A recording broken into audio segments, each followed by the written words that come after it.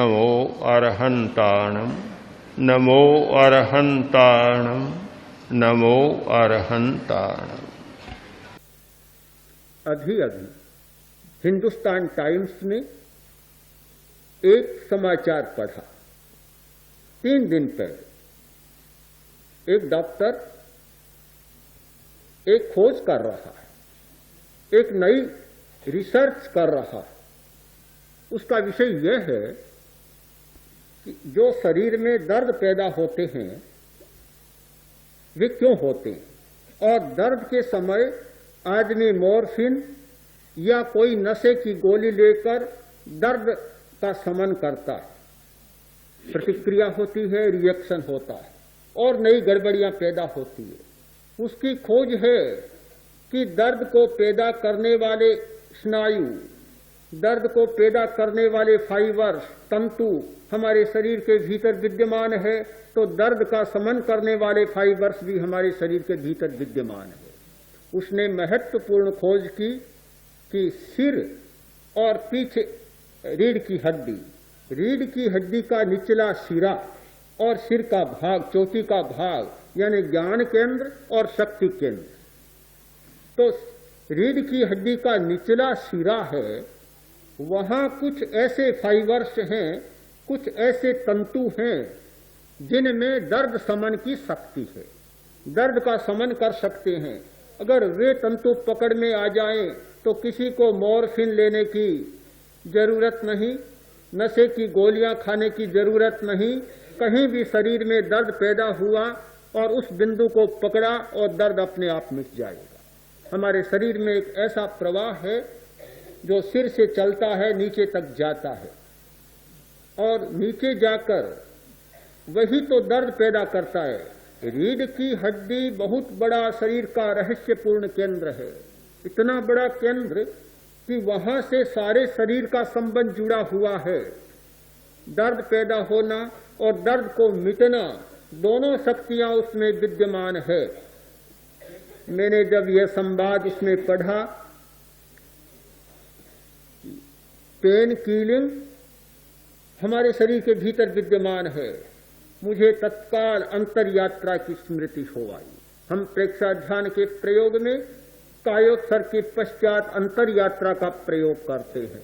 अंतर यात्रा का मतलब है ध्यान को रीढ़ की हड्डी के निचले सिरे पर केंद्रित करें, फिर चित्त को ऊपर उठाएं, रीढ़ की हड्डी के भीतर से सुषुम्ना के मार्ग से ज्ञान केंद्र तक ले जाएं, फिर चित्त को नीचे लाएं, ऊपर से नीचे और नीचे से ऊपर।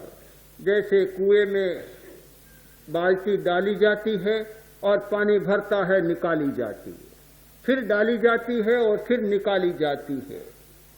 ठीक वही प्रक्रिया कि चित्त को नीचे से ऊपर ले जाएं।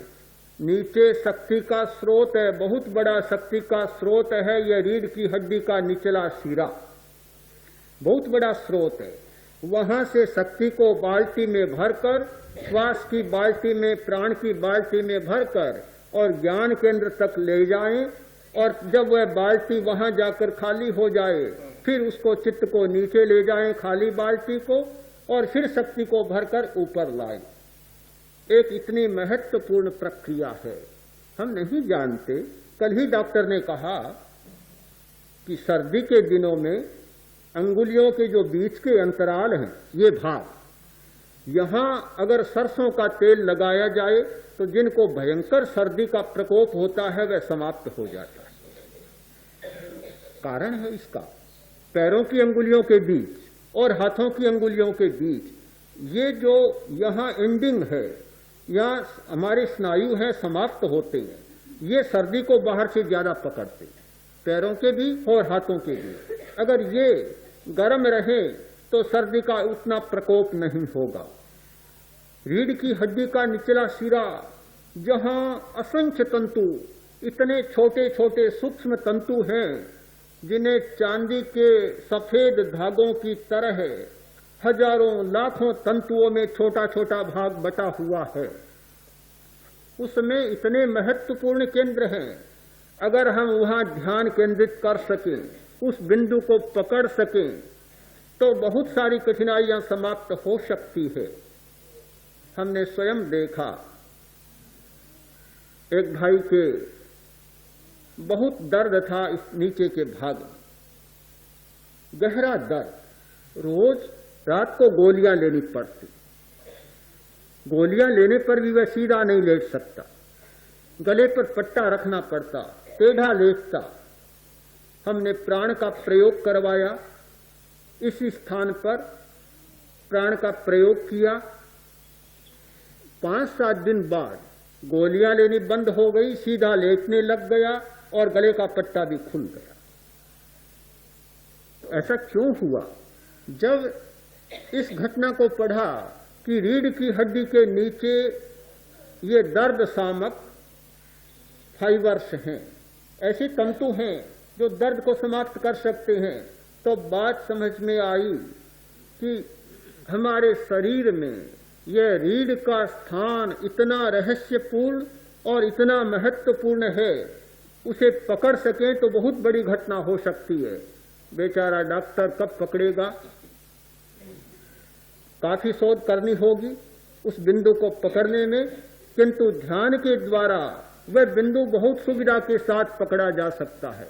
अगर उस केंद्र पर हम ध्यान को केंद्रित कर सके तो ठीक हमें पता न चले, किंतु चित्त की इतनी क्षमता होती है कि ठीक बिंदु को पकड़ लेता है और अपने आप उसकी प्रक्रिया हो जाती है।